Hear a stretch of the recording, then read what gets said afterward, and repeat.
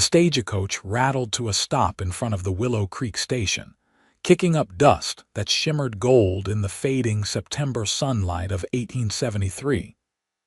Carrick Montgomery stood tall on the wooden platform, his weathered Stetson pulled low against the glare as he scanned the arriving coach. His hand nervously checked his pocket watch for the fourth time, then brushed at his freshly trimmed beard. After 5 years of solitary ranching in the Wyoming Territory, today he'd meet the woman who had agreed to be his wife. The driver hopped down, stretching his back before moving to open the door. "Tough journey from Cheyenne," he muttered to Carrick. "Your mail-order bride's aboard. Ain't said a word the whole trip." Carrick nodded, his throat suddenly dry. The correspondence with Miss Amelia Foster had been brief, but promising a 22-year-old schoolteacher from Boston seeking a fresh start out west. Her letters had been well-written, thoughtful, suggesting a sensible woman who understood what marrying a rancher might entail. The coach door swung open. A small gloved hand appeared, followed by the hem of a dusty blue traveling dress. The woman who emerged stood frozen for a moment, her face obscured by a modest bonnet. When she finally looked up, Carrick's practiced greeting died in his throat. Her face was streaked with tears, her blue eyes red-rimmed and swollen. She clutched a small valise to her chest like a shield, her shoulders trembling visibly even beneath her heavy traveling cloak. "Miss Foster," Carrick stepped forward, removing his hat. She nodded once, her lips pressed together as though fighting to maintain composure. "I'm Carrick Montgomery." He offered his hand, which she took with obvious reluctance. "Welcome to Willow Creek." Fresh tears spilled down her cheeks. She quickly wiped them away with a handkerchief already damp from previous use. "I apologize, Mr. Montgomery," she whispered, her voice breaking. "This is not how I intended our first meeting to be." Around them, the station bustled with activity as passengers disembarked and luggage was unloaded. A few curious onlookers had paused to watch the awkward scene unfold. Carrick guided her gently away from prying eyes, toward the small bench at the end of the platform. Once seated, he reached into his pocket and offered her a clean handkerchief. "You don't have to pretend with me," he said quietly. "Whatever's troubling you, Miss Foster, I reckon you've had a long journey to think on it. No need to force a smile on my account." Her eyes widened slightly, and she accepted his handkerchief with a trembling hand. "You're very kind, sir. I fear I may have made a terrible mistake." Carrick felt his stomach tighten. He'd heard tales of mail-order brides taking one look at their prospective husbands and fleeing on the next eastbound coach. He wasn't a vain man, but he knew his appearance was decent enough, tall and broad-shouldered at 31, with a face that, while weathered by sun and wind, his mother had always called handsome. "Is it me?" he asked directly. "If I'm not what you expected, no." She interrupted, looking genuinely surprised. "No, Mr. Montgomery, it's not you, it's—" She glanced around nervously. "May we speak somewhere more private?" Carrick nodded, retrieving her trunk from the stagecoach driver and carrying it to his wagon. He helped her climb onto the wooden seat, then settled beside her, giving the reins a gentle snap to set the horses in motion. "My home is about 4 miles outside town," he explained. "We can talk freely there, or I can take you to the hotel if you prefer." Amelia clutched her valise tighter. "Your home would be best, I think." They rode in silence through the small town of Willow Creek. It wasn't much: a general store, blacksmith, saloon, small church, and a handful of other establishments lining the dusty main street. Carrick noticed Amelia taking it all in with apprehensive eyes. Once they'd cleared the town limits, following the winding road that cut through golden prairie grass, she finally spoke. "I lied to you, Mr. Montgomery." Carrick kept his eyes on the road, his expression neutral despite the sinking feeling in his chest. "About what exactly?" "In my letters," she continued, her voice steadying somewhat, I haven't been entirely truthful about my circumstances." The wagon hit a rut, jostling them both. Carrick steadied her with a hand on her arm, then quickly withdrew it. "I'm listening," he said. Amelia took a deep breath. "I told you I was a schoolteacher in Boston. That's true, but I didn't leave my position voluntarily." Her fingers twisted the handkerchief he'd given her. "The headmaster's son. He developed an attachment to me. When I refused his advances, he became angry. He told his father I had behaved inappropriately with him." Carrick's jaw tightened. "And they believed him," she nodded. "My reputation was ruined overnight. No respectable school would hire me after that. I couldn't find work anywhere in Boston." A bitter smile crossed her lips. A ruined woman has few options. They crested a small hill, and Carrick's ranch came into view, a modest 2-story house with a wide porch surrounded by outbuildings and corrals. In the distance, cattle grazed across the rolling landscape. "So you answered my advertisement," Carrick said. "Yes. But I didn't tell you about the scandal. I was afraid you wouldn't consider me if you knew." She looked at him directly now, her tear-stained face solemn. "I understand if you wish to nullify our arrangement. I can return to town and take the next coach eastward." Carrick slowed the wagon as they approached the ranch. "Miss Foster, may I speak plainly?" She nodded. "I'm not much for games or pretense. Out here, a person's judged by their actions more than rumors. What matters to me is whether you were truthful about wanting a real partnership, about being willing to work alongside me to build something worthwhile." He gestured toward the ranch. "This land is my life's work. It's not much compared to Boston society, but it's mine. I advertised for a wife because I'm tired of facing it alone." The wagon rolled to a stop in front of the house. In the yard, a dog barked excitedly, rushing to greet them. "That's Rusty," Carrick said, a hint of affection warming his voice. "He's friendly, just enthusiastic." Amelia watched the dog circle the wagon, her expression softening slightly. "Mr. Montgomery," she said, turning back to him. "I may have omitted parts of my past, but I was honest about wanting a fresh start and being willing to work hard. I've never shied away from difficulty." She straightened her shoulders. "If you're still willing to honor our agreement, I promise you won't find me wanting in dedication or effort." Carrick studied her for a long moment. Behind the tear-stained face and fear, he saw determination in the set of her jaw, the steadiness returning to her eyes. "Let's get you settled," he said finally, climbing down from the wagon. "You've had a long journey. We can discuss the future after you've rested." He helped her down, noticing how small her hand felt in his, how light she was as he lifted her to the ground. Rusty bounded up, and Amelia tentatively extended her hand for the dog to sniff. "Hello, Rusty," she murmured. The dog wagged his tail, seemingly approving of the newcomer. Carrick carried her trunk to the house, pushing open the front door. "It's not fancy," he warned, suddenly seeing his home through a stranger's eyes, the sturdy but plain furniture, the practical layout. He'd spent the past week cleaning until every surface shone, but it was still unmistakably a bachelor's dwelling. Amelia stepped inside, removing her bonnet. For the first time, Carrick saw her properly honey-blonde hair pinned in a practical style, features delicate but not fragile, with those striking blue eyes that, despite the redness from crying, held an intelligence that matched her letters. "It's lovely," she said quietly, her gaze taking in the large stone fireplace, the bookshelves filled with volumes, the windows that let in the late afternoon light. "Did you build it yourself?" "Most of it," Carrick acknowledged. "Had help with the framework and chimney." He gestured toward the stairs. "Your room is upstairs, first door on the right. I've prepared it for you, but if there's anything you need changed, just say so."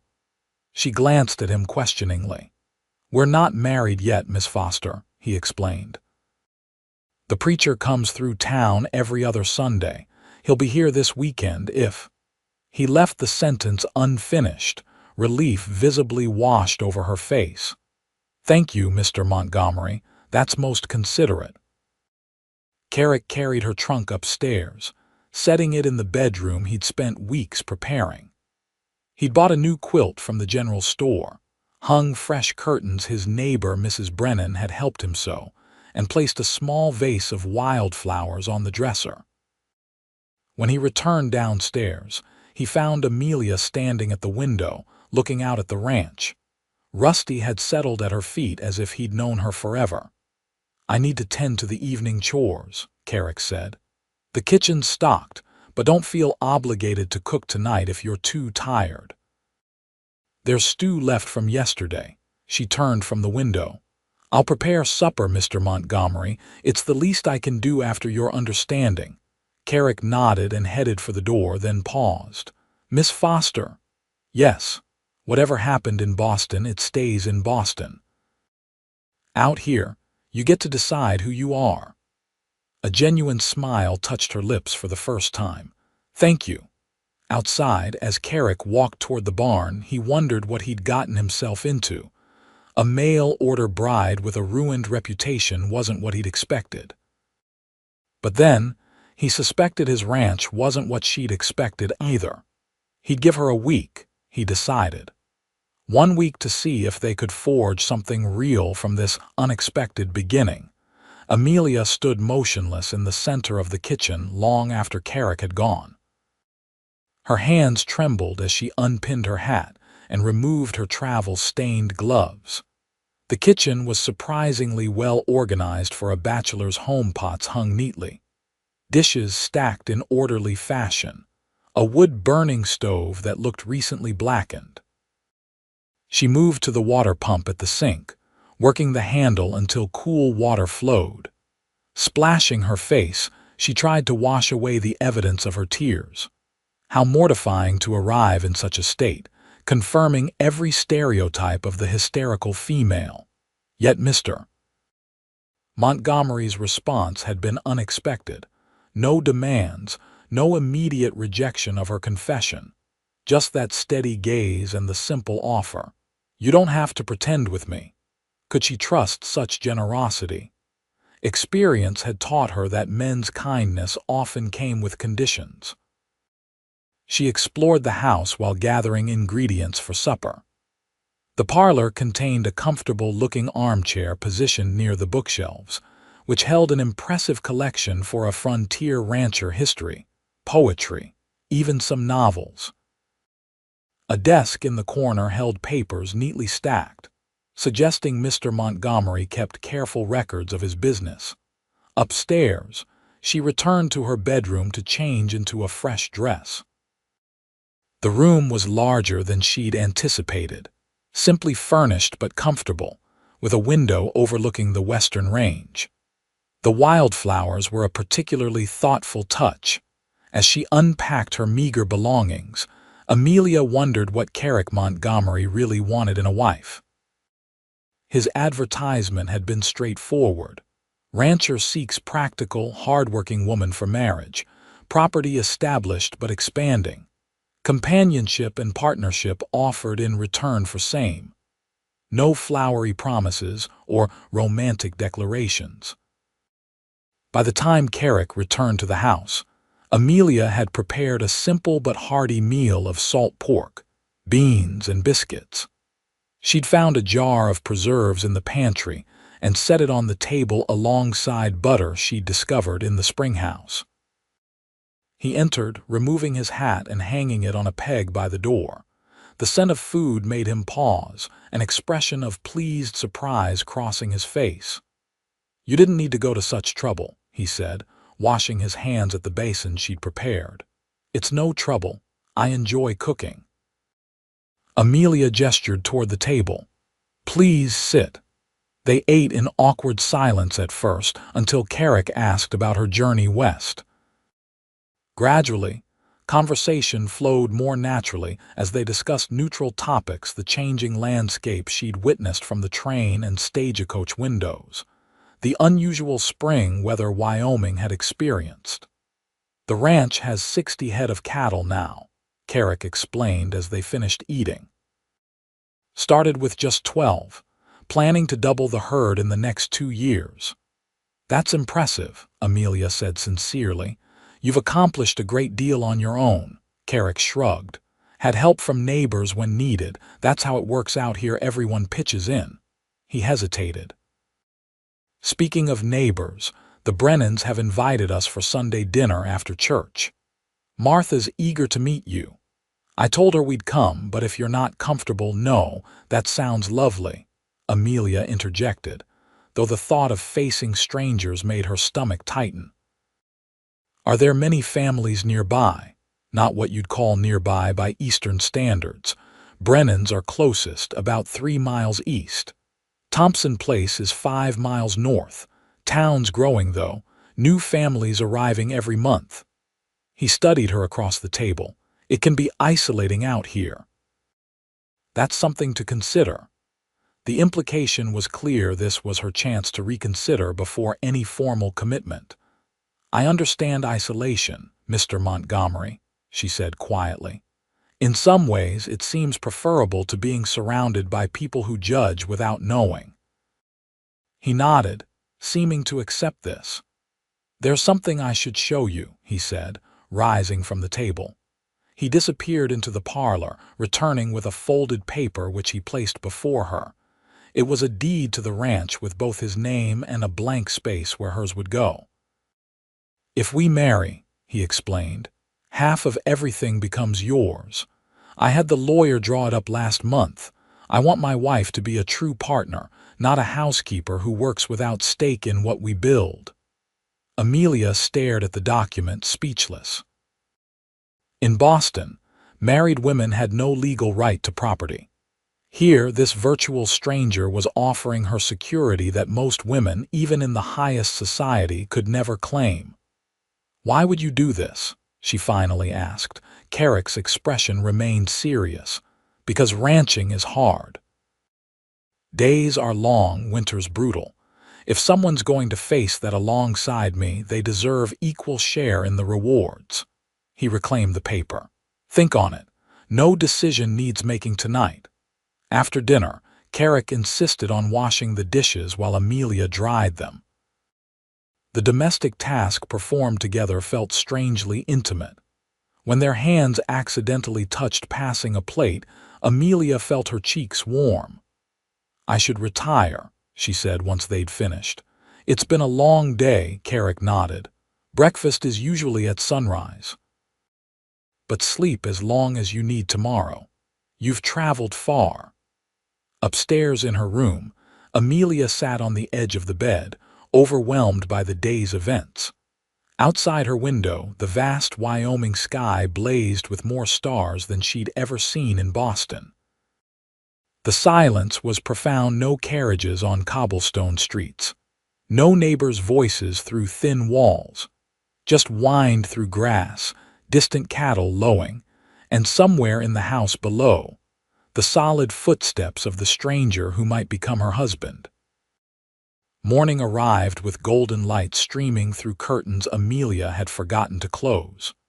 For a disorienting moment, she couldn't remember where she was.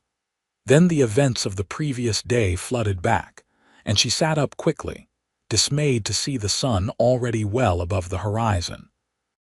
She dressed hastily in a practical brown work dress, pinned up her hair and hurried downstairs, expecting to find Carrick impatiently waiting. Instead, the house was empty save for Rusty, who thumped his tail in greeting. On the kitchen table, she found a note written in a surprisingly elegant hand. "Miss Foster gone to check the north pasture. Back mid-morning. Coffee on the stove, bread and preserves for breakfast. Rest well." KM relieved she hadn't offended with her tardiness on her first morning. Amelia poured herself coffee and stepped onto the front porch. The view in daylight was breathtaking, rolling grasslands stretching toward distant mountains, cattle grazing peacefully in the nearest pasture. The ranch buildings were more extensive than she'd realized in yesterday's fading light. Beyond the barn, she could see a chicken coop, smokehouse, and what appeared to be the beginnings of a new structure. Finishing her coffee, Amelia decided to make herself useful. She returned inside and took inventory of the kitchen, making a list of supplies they might need from town. Then she rolled up her sleeves and began a thorough cleaning of the already tidy house. By mid-morning, she'd swept every floor, dusted every surface, and was kneading dough for fresh bread when she heard a horse approaching. Through the window, she watched Carrick dismount, a fluid, graceful movement that spoke of years in the saddle. He removed his hat and wiped his brow before leading the horse to the barn. Amelia quickly checked her appearance in the small mirror by the door, smoothing loose strands of hair and brushing flour from her cheek. She wasn't entirely sure why she cared what she looked like after a morning of housework. When Carrick entered, the scent of fresh baking filled the house. His eyes widened slightly at the transformation, gleaming surfaces, organized shelves, dough rising by the stove. "You've been busy," he said, hanging his hat on its peg. "I hope you don't mind," Amelia replied. "I want it to be useful, mind. It looks better than it has since." He trailed off, then finished quietly, "Since my mother visited 3 years ago." Something in his voice made Amelia pause. "Are your parents still in the East?" Carrick shook his head. "They passed on, father just after the war, mother in 70. "I'm sorry," she said sincerely. He acknowledged this with a nod. "What about your family? Your letters mentioned parents in Boston." Amelia's hand stilled on the dough. "My father is a merchant. Mother manages their social calendar. I have 2 younger sisters." She hesitated. They don't know I've come west to marry. They believe I've taken a teaching position in Chicago." Carrick's eyebrows rose. "You didn't tell them. They wouldn't have understood." Amelia resumed kneading with more force than necessary. After the scandal, they were mainly concerned with how it affected their standing in society. "My father suggested I move to his cousin's home in Maine to wait out the gossip, as if one could simply hide for years until people forgot. And coming west as a mail-order bride seemed a better option. It offered a fresh start," she said simply, "and independence, even if that independence comes through marriage." Something in Carrick's expression softened. "Well, I'm glad you're here, even if your reasons weren't what I imagined." "What did you imagine, Mr. Montgomery?" The question slipped out before she could reconsider. He leaned against the doorframe, considering. "Honestly, I figured you might be running from poverty, or perhaps seeking adventure. Or maybe just practical enough to recognize that a business arrangement between compatible people might grow into something worthwhile. And now, knowing what you know about me, now I think you're braver than most men I've known," he said quietly. "Takes courage to leave everything familiar behind, especially alone." The simple compliment, delivered without flattery, warmed something in Amelia's chest. She looked away, suddenly flustered. "I should finish this bread," she murmured. "And I should show you around the ranch," Carrick replied. "When you're ready, that is. A woman should know what she's potentially agreeing to." An hour later, they walked together across the property, Rusty bounding ahead through the tall grass. Carrick pointed out the boundaries of his land, explained his plans for expansion, showed her the spring that provided their water. "Creek never runs dry, even in drought years," he explained. "That's why this land was worth the risk." "How long have you been here?" Amelia asked, trying to keep pace with his long strides. 5 years. Came west after the war with what savings I had. Worked on other ranches until I could afford this place." He gestured toward a half-built structure near the barn. "That'll be a larger smokehouse." "The herd's growing. need more space for processing. Amelia noticed how his face lit up when discussing his plans for the ranch. This wasn't merely property to him, it was a vision being brought to life. "It's impressive, what you've built," she said sincerely. Carrick glanced at her as if gauging her sincerity. "It's not what most women would want." "Perhaps I'm not most women," she responded. A smile tugged at his lips, the first real smile she'd seen from him.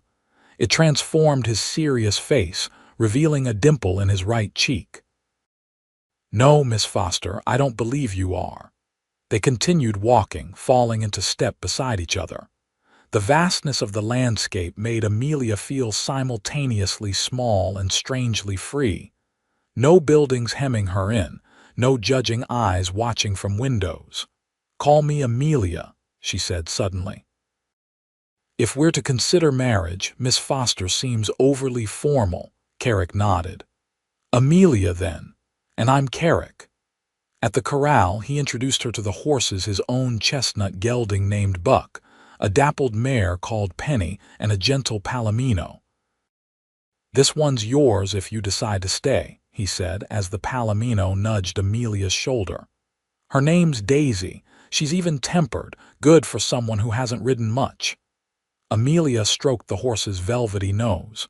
"What makes you think I haven't ridden much?" Carrick looked surprised. "Have you?"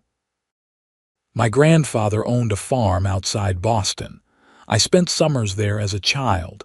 I may not be a cowgirl, but I can stay on a horse." She smiled, remembering. "Grandfather said I had a natural seat." For a moment, Carrick simply stared at her, something unreadable in his expression. Then he laughed, a rich, warm sound that Amelia immediately wanted to hear again. "I stand corrected," he said. "Seems there's more to you than meets the eye, Amelia Foster." "I could say the same about you, Carrick Montgomery." Their eyes met, and something shifted between them, a moment of genuine connection that surprised them both. Carrick cleared his throat and looked away first. "We should head back," he said. "Storms brewing western sky." Sure enough, dark clouds were gathering on the horizon. By the time they reached the house, the wind had picked up, carrying the scent of rain. They spent the afternoon indoors as the storm rolled through. Carrick showed Amelia his account books, explaining the ranch's finances with surprising transparency.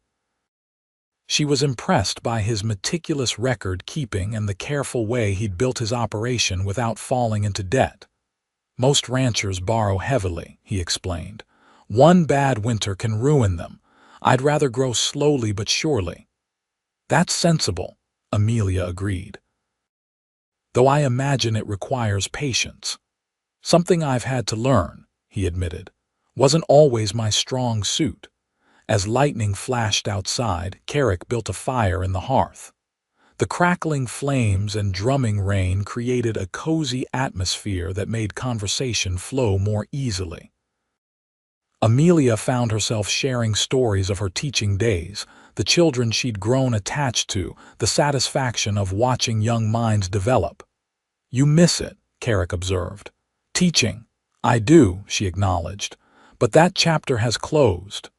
"Maybe not entirely," he said thoughtfully. "Willow Creek's growing fast. Talk of building a proper schoolhouse by next year. They'll need a teacher." Amelia looked at him sharply. "You wouldn't mind if your wife worked outside the home," Carrick shrugged. "Ranch needs tending, certainly. But winters are long, and if teaching brings you joy." He let the thought hang unfinished. That evening, they prepared supper together, moving around the kitchen with increasing comfort in each other's presence. Over the meal, Carrick explained the routine of ranch life through the seasons: the spring calving, summer grazing, fall roundup, and winter maintenance. "It's never easy," he warned, "but there's satisfaction in it." "I'm not afraid of hard work," Amelia assured him. "Though I should confess I've never actually milked a cow." "We have exactly one milk cow," Carrick said with amusement. "Old Bessie. She's gentle as they come. I'll teach you tomorrow if you'd like." "I would," Amelia said, realizing she meant it. That night, lying in bed listening to the rain, Amelia reflected on the unexpected turn her life had taken. 2 days ago, she'd been weeping on a stagecoach, certain she'd made a terrible mistake. Now, she was considering a future that, while uncertain, held genuine possibility. Carrick Montgomery was nothing like she'd imagined from his letters. The serious, practical rancher had depths she hadn't expected: intelligence, consideration, and a quiet strength that put her at ease rather than intimidated her.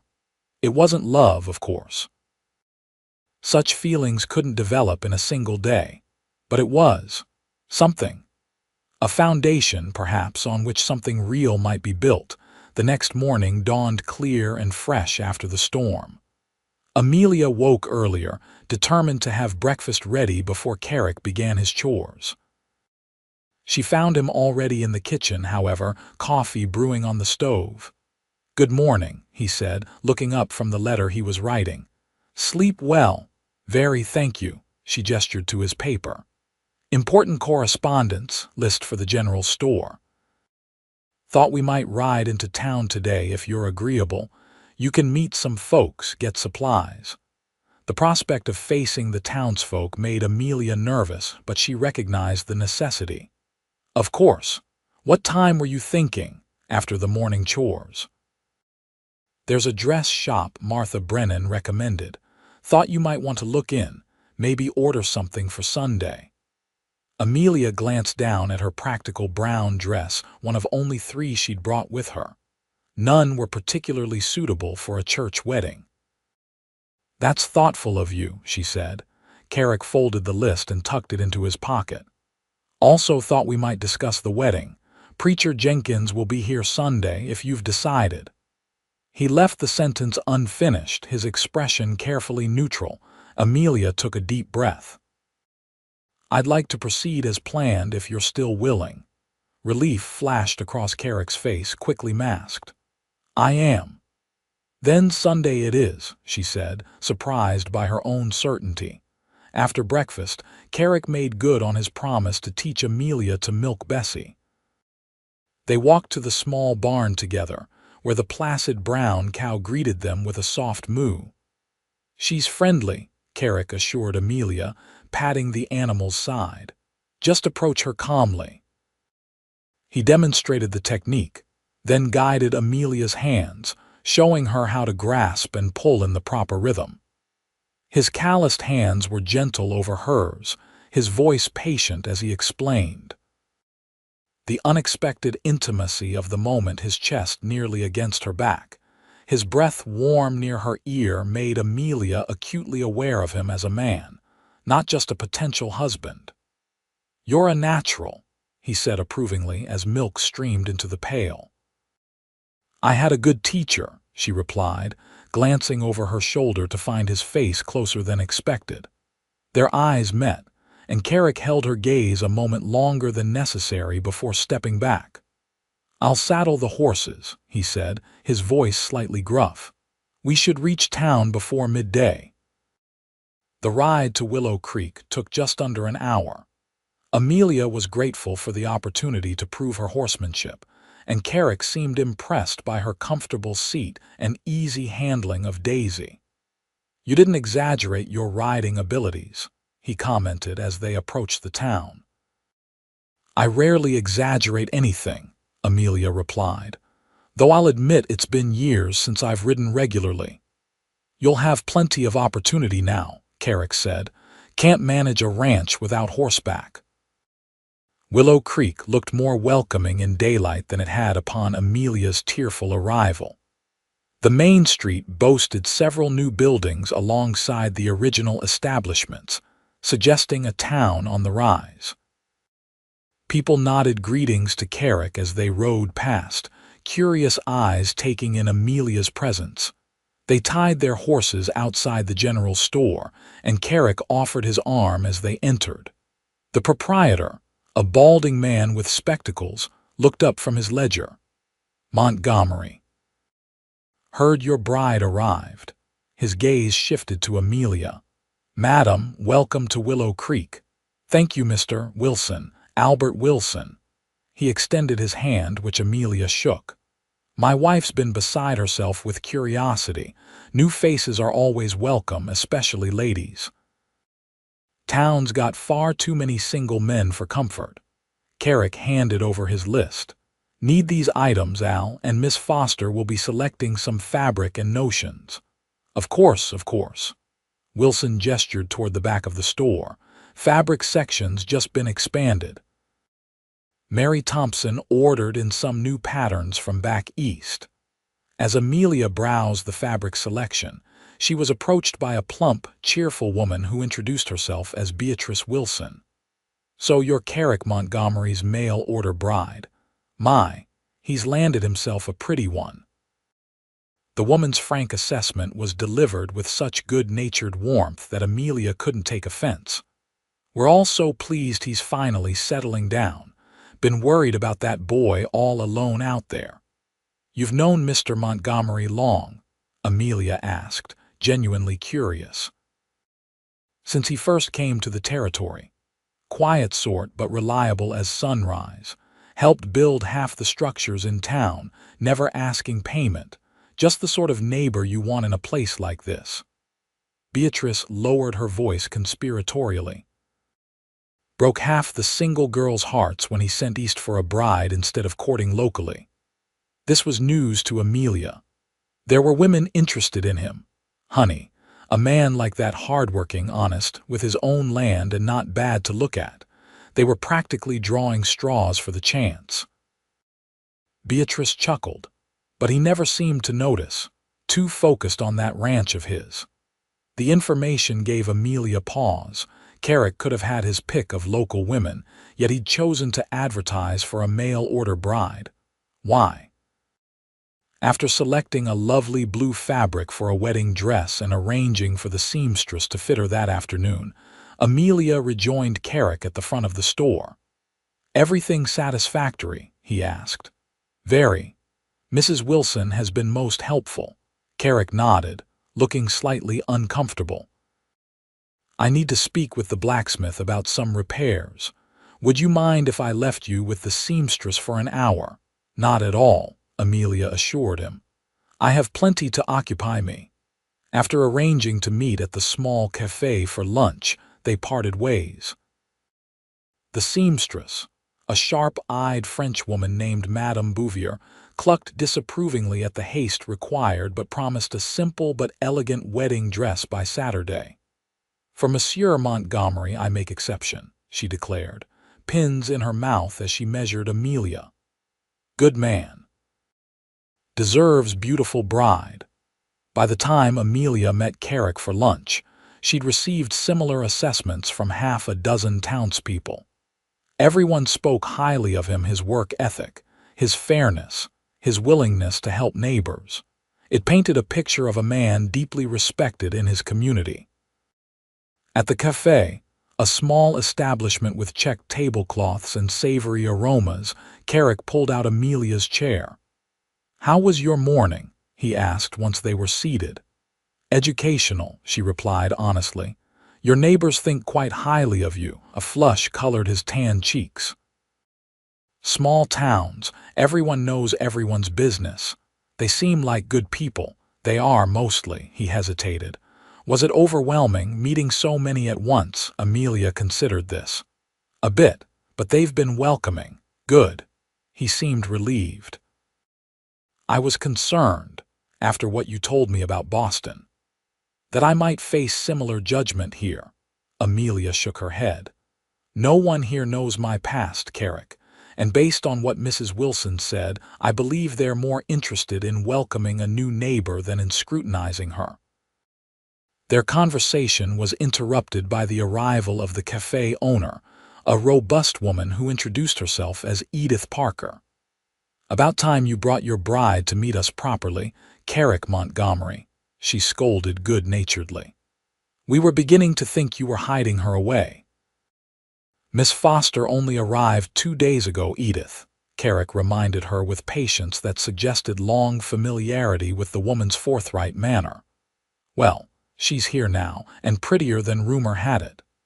Edith turned to Amelia.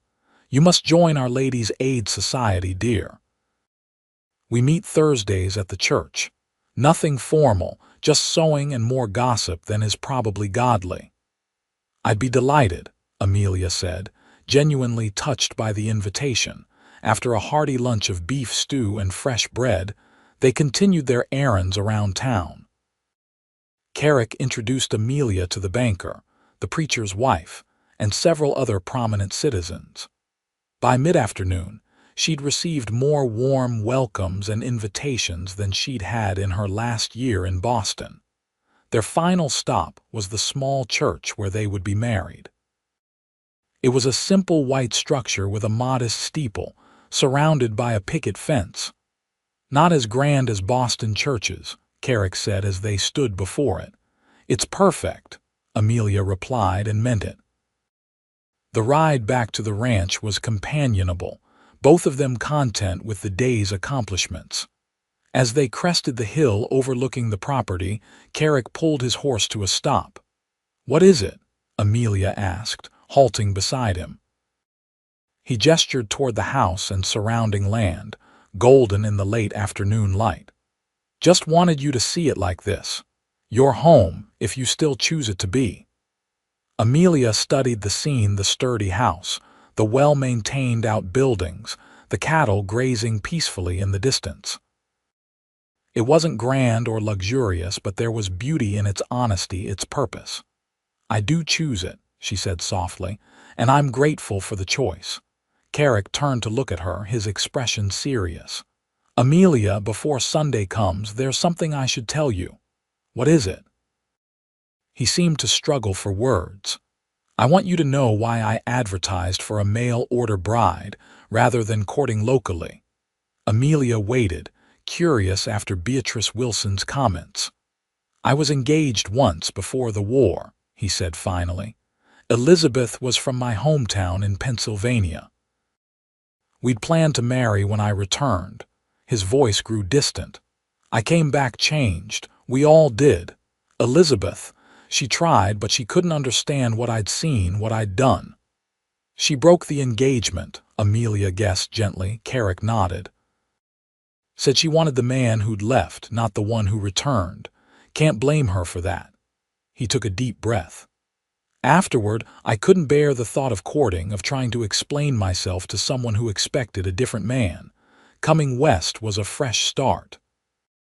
"But you still wanted a family," Amelia said, understanding dawning. "A partnership," he corrected.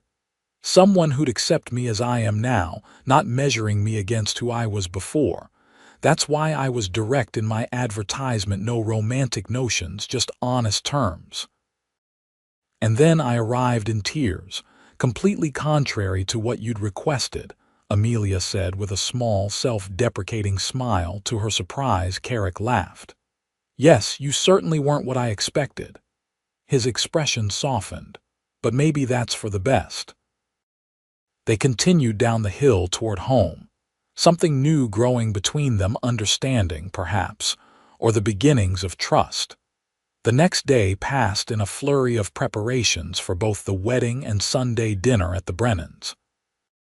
Amelia baked pies to bring as their contribution, while Carrick finished repairs on the smokehouse and cleared away the last of the storm debris. By Saturday evening, Madame Bouvier had delivered the wedding dress, a simple but elegant creation in cornflower blue that complemented Amelia's eyes. Carrick made himself scarce as she tried it on, declaring it bad luck to see the bride in her dress before the wedding. "Not that I'm superstitious," he added hastily, "just traditional in some ways." That night, their last as unmarried individuals under the same roof, they sat on the porch watching the sunset. Rusty lay at their feet, occasionally thumping his tail when one of them reached down to scratch his ears. "Nervous about tomorrow?" Carrick asked, breaking a comfortable silence. "A little," Amelia admitted, "though not for the reasons you might think." "Oh, I'm not nervous about marrying you," she clarified. "I'm nervous about meeting so many new people at once, being the center of attention." Carrick nodded, understanding. We could have had a private ceremony. No, this is better, starting our marriage as part of the community. She turned to face him. Are you nervous? He considered this seriously. Yes, but not about the ceremony. His hands rested on his knees, strong and capable. I'm nervous about being a good husband. It's not a role I've prepared for. The simple honesty of his confession touched Amelia deeply. I think perhaps no one is truly prepared for marriage, she said. We can only promise to try our best and be patient with each other's mistakes. Carrick's eyes met hers, warm in the fading light. That seems like a solid foundation.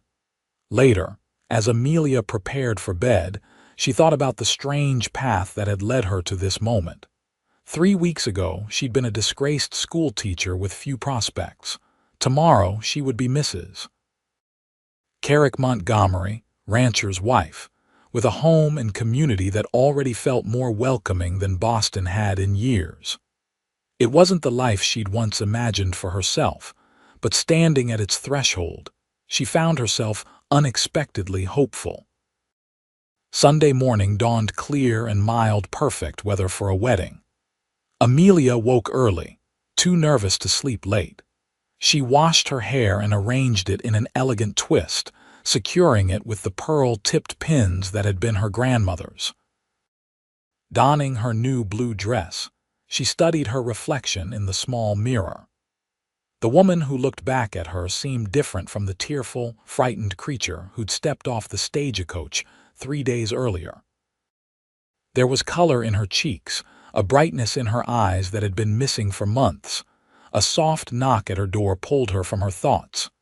Amelia, Carrick's voice came through the wood. Are you ready? We should leave soon if we're to make the service on time.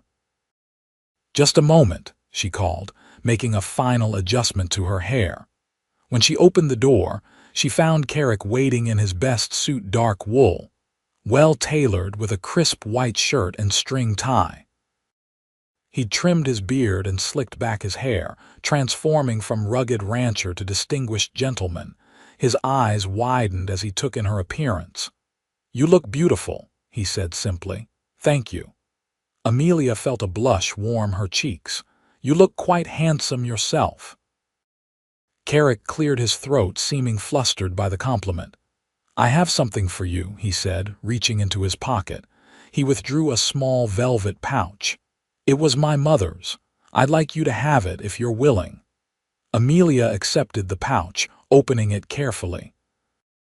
Inside was a delicate gold band set with a small, perfect diamond. Carrick, she breathed. It's lovely. If you'd prefer something else, no, she interrupted firmly. It's perfect. I'm honored to wear your mother's ring. Relief crossed his features. Good, that's good. The church was nearly full when they arrived. Word of Carrick Montgomery's wedding had spread throughout the community, bringing folks from neighboring ranches and farms. Amelia felt a moment of panic at the sea of unfamiliar faces, but Carrick's steady presence beside her kept her grounded. Preacher Jenkins, a tall man with kind eyes and a booming voice, welcomed them warmly. The ceremony itself was simple but meaningful, traditional vows exchanged with clear voices. The ring slipped onto Amelia's finger with hands that trembled only slightly. I now pronounce you man and wife, the preacher declared. Mr. Montgomery, you may kiss your bride. Carrick looked into Amelia's eyes, a question in his gaze. She gave a small nod and he leaned forward, pressing his lips gently to hers. The kiss was brief but tender, a promise rather than a passion. As they turned to face the congregation as husband and wife, Amelia was surprised by the genuine warmth of the applause that greeted them. These people, strangers just days ago, seemed genuinely pleased for their happiness. The Brennans' Sunday dinner was a lively affair. Martha Brennan, a motherly woman in her 50s, embraced Amelia as though they were long-lost relatives rather than new acquaintances. We're so pleased Carrick's finally found someone, she told Amelia as they prepared to serve the feast. That man needed a good woman in his life. I hope I can be that for him, Amelia said honestly. Martha patted her hand. You already are, dear. I haven't seen him smile this much since he arrived in the territory. The dinner conversation flowed easily, with Joseph Brennan regaling them with tales of the early settlement days. Their children, 2 grown sons with wives of their own, and a daughter of 17, added their own stories, particularly about Carrick's help during difficult times. Saved our entire herd during that blizzard of '71, the elder son recounted. Rode out in conditions that would have killed most men. Amelia glanced at Carrick, who seemed embarrassed by the praise. Anyone would have done the same, he murmured. No, they wouldn't have, Joseph said firmly. That's why we're all so glad to see you settled with a good woman. A man who gives that much deserves happiness in return. By the time they headed home, officially home, now, for both of them the sun was setting, painting the grasslands in shades of gold and amber. They rode side by side, comfortable in shared silence. At the ranch, Carrick dismounted first, then moved to help Amelia from her horse. His hands lingered at her waist a moment longer than necessary, his eyes meeting hers with an unspoken question. Well, Mrs. Montgomery, he said softly. Welcome home. The use of her new name sent a thrill through Amelia. Thank you, Mr. Montgomery. Before she could move toward the house, Carrick surprised her by sweeping her into his arms. Traditional, he explained, carrying her across the threshold, for good luck. Inside, he set her gently on her feet, his hands remaining at her waist. The house felt different, somehow no longer his alone, but theirs together. Amelia, he began, his voice serious. I want you to know that I don't expect. She placed a finger gently against his lips, stopping his awkward words. I know, she said softly, but I am your wife now in name and in law. I would be your wife in truth as well if you wish it. Carrick's eyes darkened. Are you certain? We've known each other only days. Some people marry having never met at all, she reminded him. At least we've had time to talk, to begin understanding each other. He brought a hand up to touch her cheek. I want this to be right for you. It already is, she assured him. His kiss was different this time, still gentle, but with an underlying passion that made Amelia's heart race. When they finally separated, both were breathing more quickly. I should check on the animals, Carrick said reluctantly. Evening chores. I'll wait for you, Amelia promised. Later, in the darkness of what was now their shared bedroom, they came together as husband and wife. Carrick was tender, patient, his hands gentle as they explored unknown territory. For Amelia, the experience was a revelation, not the pain and duty she'd been warned of by married friends, but a sweet discovery of connection and pleasure. Afterward, lying in Carrick's arms, Amelia felt a sense of peace she'd thought lost forever in the scandal that had driven her from Boston. Happy? Carrick murmured against her hair. Yes, she answered truthfully. Are you? His arms tightened around her. More than I expected to be again. The days following the wedding established a new rhythm to their life together. Carrick taught Amelia the daily operations of the ranch, how to feed the chickens and collect eggs, tend the vegetable garden, churn butter from Bessie's milk. She proved a quick study, approaching each task with determination and intelligence. In the evenings, they would sit on the porch or by the fire, sharing the events of their day. Sometimes they read aloud from Carrick's collection of books, poetry, history, even newspaper accounts from back east. Other times they simply talked, learning the contours of each other's lives and thoughts. At night, they discovered each other more fully, their physical relationship deepening as their comfort with one another grew. Amelia found unexpected joy in the intimacy they shared, and Carrick seemed equally surprised by the depth of their connection.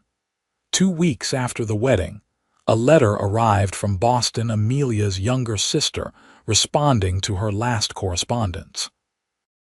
Carrick found her on the porch after reading it, tears in her eyes. "Bad news?" he asked, settling beside her. "My sister's engagement has been announced," Amelia said, wiping away tears. "To the son of a prominent family. The wedding will be in spring." "You're sad you won't be there," Carrick observed. "Yes." She folded the letter carefully. "But that's not why I'm crying. She writes that my disgrace has been largely forgotten already. A new scandal has captured Boston's attention, a banker absconding with clients' funds." "Isn't that good news, I suppose?" Amelia looked out across the grasslands. "But it makes it all seem so meaningless. My reputation, my career, my entire life, they're ruined over rumors that society has already discarded for fresher gossip." Carrick took her hand. "Not meaningless. It brought you here." The simple statement shifted her perspective. Had she not been forced to leave Boston, she would never have answered Carrick's advertisement, never experienced this new life that was unfolding with unexpected richness. "You're right," she acknowledged.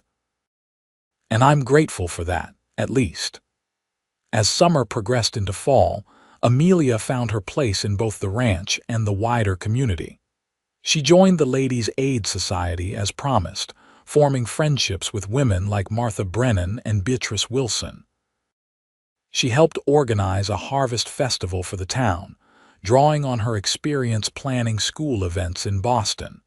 Most significantly, when the town council finally approved funding for a school, they approached Amelia about teaching. "It would only be 3 days a week," Mayor Thompson explained.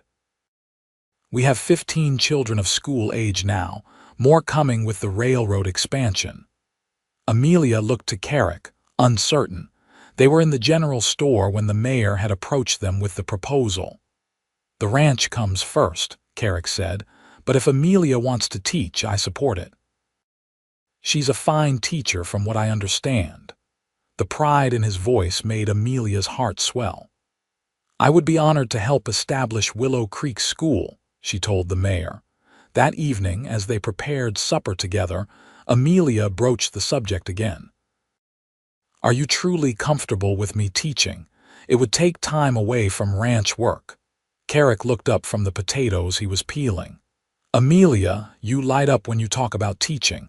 I wouldn't deny you that joy." He set down his knife. "Besides, you've more than proven your ability to manage both the house and ranch chores efficiently. It's different from what you originally advertised for," she pointed out. "So are you," he replied with a small smile. "Much better than advertised, in fact." The fall roundup kept them both busy from dawn until dusk. Amelia surprised the ranch hands Carrick hired temporarily with her willingness to help cook for the crew, and even ride out to deliver midday meals. By the end of the season, she'd earned their respect, no small feat for a woman from back east. As the first snow dusted the mountains in the distance, Amelia realized with some surprise that it had been nearly 4 months since she'd stepped off that stagecoach in tears. The life she'd built with Carrick already felt more solid, more real than anything she'd known in Boston. One evening, as they sat by the fire, Carrick reading aloud from a new novel while Amelia mended one of his shirts, she was struck by a sudden awareness of her own contentment. She set aside her sewing to study her husband's profile, the strong line of his jaw, the slight furrow of concentration between his brows, the way the firelight caught in his hair. "Carrick," she said softly. He looked up from the book. "Yes, I love you." The words had risen unbidden to her lips, surprising her as much as him. They hadn't spoken of love before their arrangement had begun as practical, their growing affection developing naturally alongside their partnership. Carrick set the book aside slowly. "Amelia," he said, his voice rough with emotion, "are you certain, completely?" She moved to kneel beside his chair. I didn't expect it. I thought perhaps we might develop fondness, respect, even friendship. But this. She placed a hand over her heart. This is love, I'm sure of it. Carrick reached for her, drawing her into his lap. His arms encircled her, strong and secure. I've been afraid to name it, he confessed against her hair. Afraid that saying it aloud might somehow break the spell. He tilted her face up to his. I love you, Amelia Montgomery. Have for weeks now, maybe since that first day when you had the courage to tell me the truth.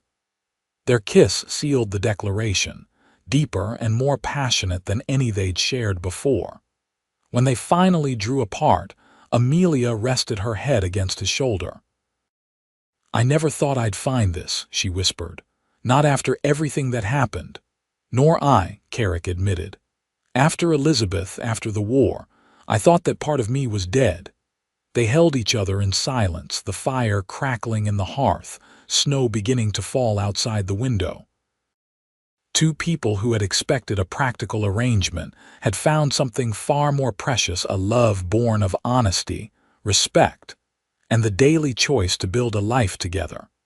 Winter settled over the ranch, bringing shorter days and long nights spent in the warmth of their home.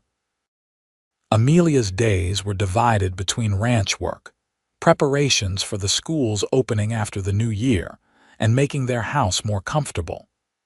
She sewed new curtains, braided rugs for the cold wooden floors, and rearranged furniture to create a more harmonious space. Carrick watched her transformations with appreciation. You've made it a real home, he told her one evening, better than I ever managed on my own. It was already a home, she corrected. I've just added a woman's touch. Christmas approached, bringing with it preparations for the town's celebration. Amelia helped organize a pageant for the children, teaching them carols and simple recitations. Carrick, to her surprise, volunteered to build the stable for the nativity scene. I didn't know you were so religious, she commented as he worked on the structure in the barn. Not especially, he admitted, but my father always said a man should contribute to his community in whatever way he can. He looked up from his work. Besides, I like seeing you with the children. You'll make a wonderful mother someday. The casual comment sent a flutter through Amelia's stomach. They hadn't discussed children specifically, though the natural outcome of their marriage made parenthood likely eventually. Would you want that? She asked carefully. Children of our own. Carrick set down his tools, giving the question the serious consideration it deserved. Yes, he said finally. I would. A family to work for, to leave this land to someday. He studied her face. What about you? I've always wanted children, Amelia admitted. Teaching was fulfilling, but I hoped for my own family too. Carrick crossed to her, taking her hands in his. Then we'll have them, God willing, not just to inherit the ranch, but to raise with love. The Christmas service in Willow Creek's church was a joyous affair. The building overflowed with families from miles around, the children's pageant drawing proud smiles from parents and grandparents alike. Afterward, the community gathered for a feast in the newly constructed town hall. Carrick and Amelia returned home late, pleasantly exhausted from the celebrations. In their bedroom, Carrick presented Amelia with a small package wrapped in brown paper. Merry Christmas, he said, somewhat shyly. Inside was a beautiful leather-bound journal, its pages blank and waiting. For your thoughts, Carrick explained. You mentioned once that you used to keep a journal in Boston. Touched by his thoughtfulness, Amelia retrieved her gift to him from its hiding place, a hand-knitted scarf in deep blue wool, a project she'd worked on in secret during the long evenings. It's perfect, he declared, immediately wrapping it around his neck despite the warmth of the room. Later, as they lay together in the darkness, Amelia whispered, "This has been the happiest Christmas of my life." Carrick's arms tightened around her. "Mine too," he murmured. "And it's just the first of many." In January, Willow Creek School officially opened in a converted storefront while the proper schoolhouse was being built. Amelia taught 15 students ranging in age from 6 to 16, 3 days each week. The work was challenging but deeply satisfying, and she returned to the ranch each evening with stories of her pupils' progress and amusing anecdotes about their questions. Carrick listened attentively, proud of his wife's accomplishments. On days when the weather was particularly harsh, he would ride into town to escort her home, unwilling to let her make the journey alone through snow or sleet. "You're too protective," she chided one blustery afternoon as they rode side by side. "Just cautious," he corrected. Wyoming winters don't forgive carelessness. February brought a severe blizzard that isolated the ranch for nearly a week.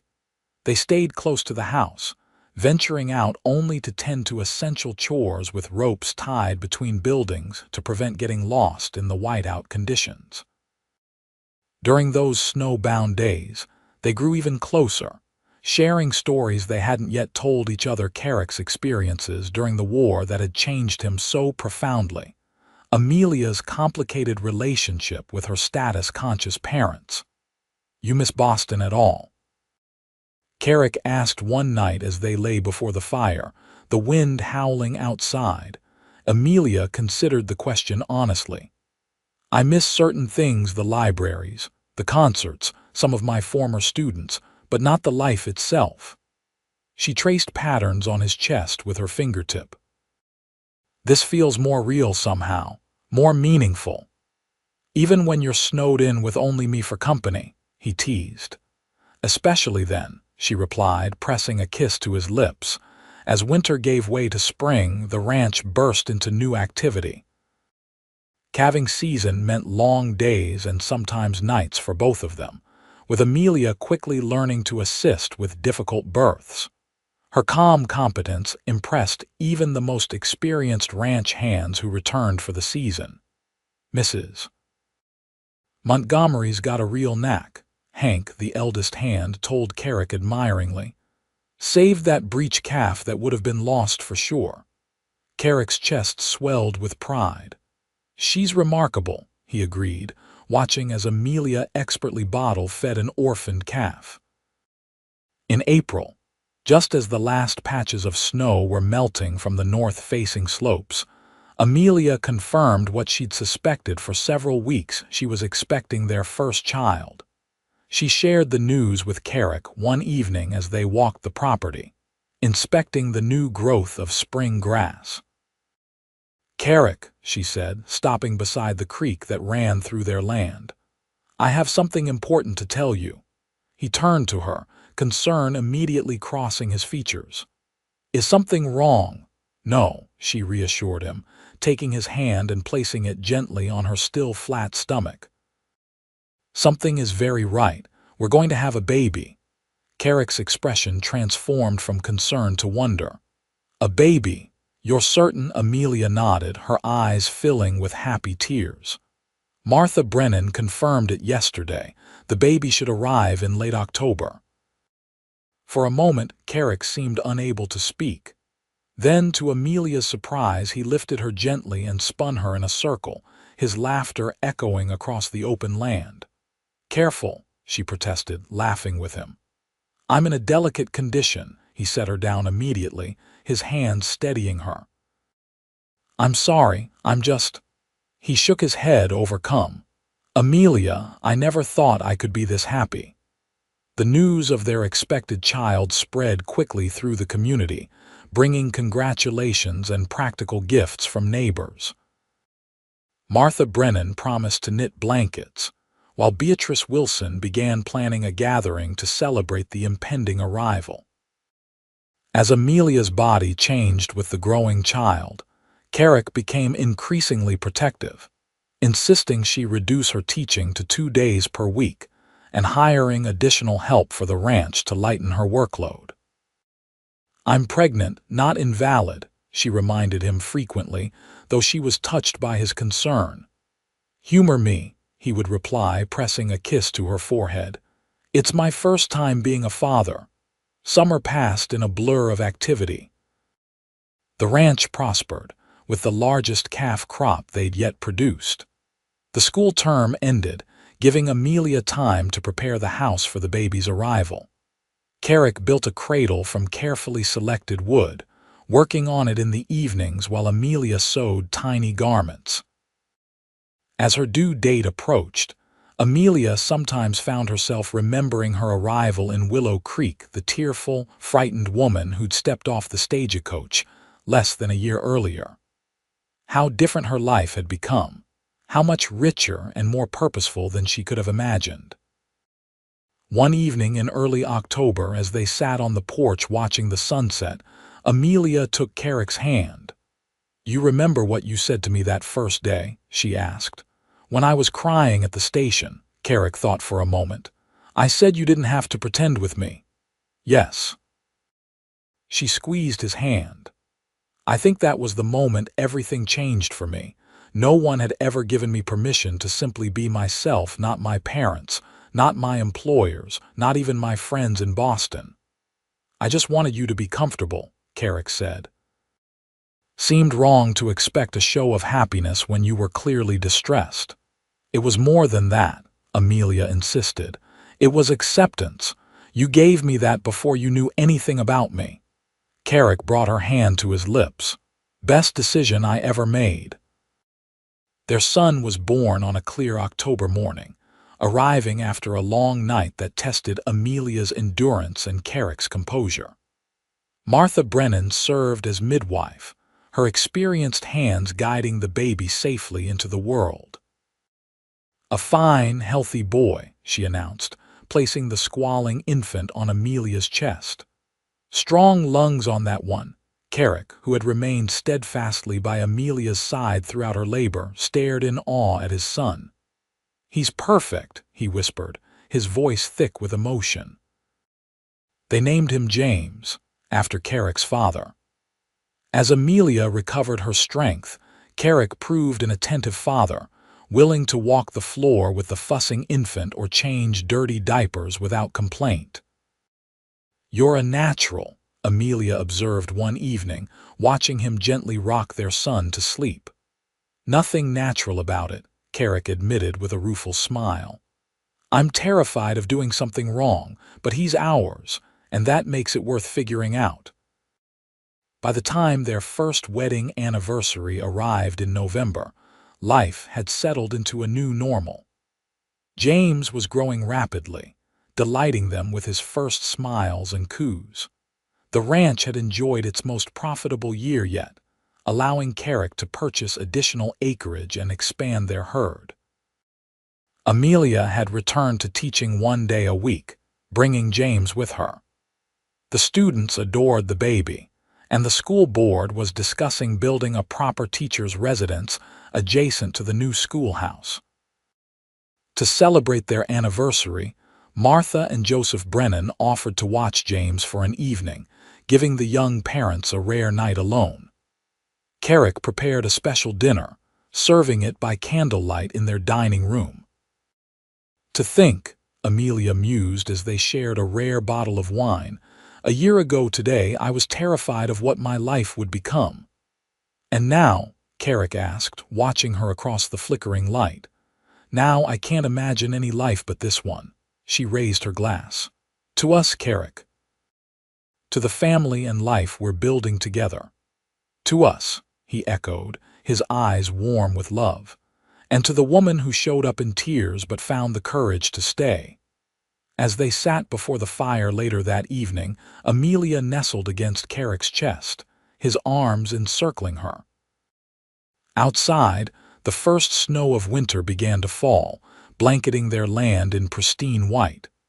Inside, the warmth of their home and their love created a sanctuary against the cold. "You ever wonder," Carrick asked softly, "how different things might have been if you hadn't been crying that day? If you'd arrived pretending to be perfectly happy," Amelia considered this. "I might have maintained the pretense longer, I suppose, tried to be what I thought you wanted rather than who I am." "I'm glad you didn't," he said.